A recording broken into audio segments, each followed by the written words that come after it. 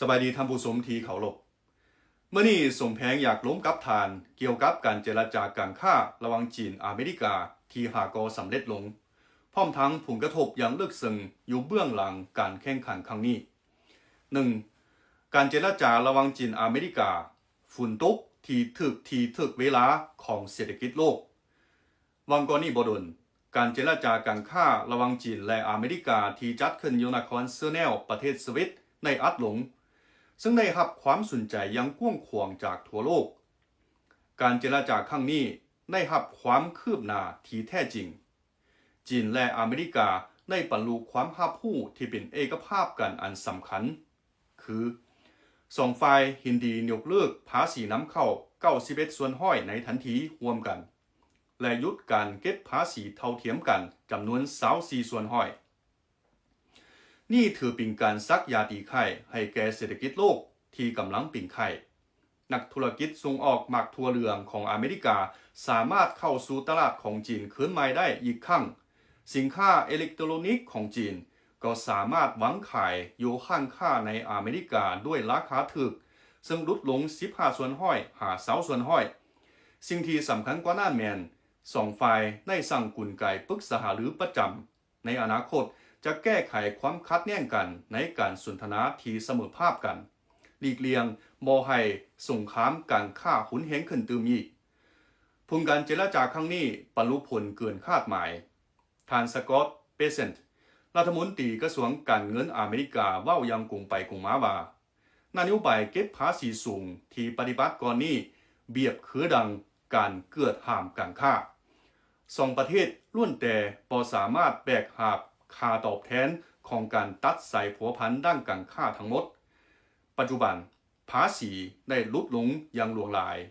บ่เพียงแต่ได้เฮ็ดให้วิสาหกิจจีนและอเมริกาผ่อนคลายลงเท่านั้นยังได้เฮ็ดให้นักลงทุนทั่วโลกมีความมั่นใจเพิ่มขึ้นในมือประกาศข่าวตลาดหลักทรัพย์ของอาเซียและยุโรปได้เพิ่มสูงขึ้นทั้งหมด 2. ภาษีอเมริกาควบคุมฝั่งตัวเองแต่พวกเขาบ่ควรลืมสาเหตุที่เฮ็ดให้มีการเจรจาครั้งนี้แม้นอเมริกาเก็บภาษีเพิ่มต่อหลายประเทศแต่ฝ่ายเดียวการกระทำแบบนี้ก็เปรียบเหมือนได้ควบคุมอยู่หน้าประตูเฮือนเองในที่สุดจะสร้างผลให้แก่ตนเองด้านที่1ประชาชนอเมริกามีความเสียหายหลายที่สุดภาษีสูงในเฮ็ดให้ราคาสินค้านำเข้าสูงขึ้นครอบครัวที่มีรายได้ระดับกลางและต่ำของอเมริกาจะเสียค่าใช้จ่ายเพิ่มขึ้น 1,700 หา 5,400 ดอลลาร์ต่อปีในเดือนมีนาปีนี้ราคาสิ่งงัวอยู่อเมริกาได้เพิ่มขึ้น 8.6% เมื่อเทียบใส่รายเดียวกันของปีกายราคาไข่ไก่เพิ่มขึ้น 60.4% และค่าของชีพของประชาชนทั่วไปอเมริกานับมือนับสูงขึ้นด้านที่2วิสาหกิจอเมริกาพบความยุ่งยากลำบากหลายภาษีสูงเฮ็ดให้ต้นทุนต้องโซ่การสนองเพิ่มขึ้นอย่างหลวงหลาย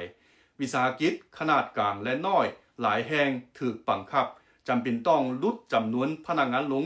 หรือปิดกิจการเลยตามการค้นคว้าของมหาวิทยาลัยเยลของอเมริกาแสดงให้เห็นว่าราคาเสื้อผ้าอาภรณ์อยู่อเมริกาอาจจะเพิ่มขึ้น 27% หา 64% ส่วนวิสาหกิจการผลิตของอเมริกาที่อาศัยวัตถุดิบของจีนนั้นโดยทั่วไปต้นทุนการผลิตจะเพิ่มขึ้น 15% หา 20% ด้านที่3ระเบียบการค้าโลกถูกทำลายอเมริกาได้เก็บภาษีเพิ่มต่อประเทศลาวและประเทศกำลังพัฒนาอื่นๆถึงว่าลาวส่งออกสินค้าไปอเมริกาบ่หลายปานใดแต่การกระทำแบบลัทธิฝ่ายเดียวนี้ได้ทำลายกฎระเบียบการค้าหลายฝ่ายสหภาพยุโรปญี่ปุ่นและองค์กรเศรษฐกิจอื่นๆได้ทยอยการใช้มาตรการตอบโต้ต้องโซ่การสนองทั่วโลกจำเป็นต้องสร้างขึ้นใหม่และวิสาหกิจจำเป็นต้องเพิ่มต้นทุนการผลิตในที่สุดทุกคนต้องเสียเงินหลายกว่าเก่า 3. ปัญญาที่จีนได้ชนะในการแข่งขันครั้งนี้จีนได้รับผลสำเร็จอย่างตั้งหน้ามีสาเหตุดังนี้